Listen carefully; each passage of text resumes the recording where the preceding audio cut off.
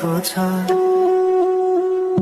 साँझको घाम जस्तै ओझेल पर्यो प्रेम, तर जलिरहेको छ भित्रै त्यो नेम। कसरी बिर्सु तिम्रो दृष्टिको मादकता, त्यो त मेरो अस्तित्वकै भाग्यता। वर्षौं बिते तर घाउ उस्तै छ, मुस्कानको आवरण भित्र दुःख लुकेको छ।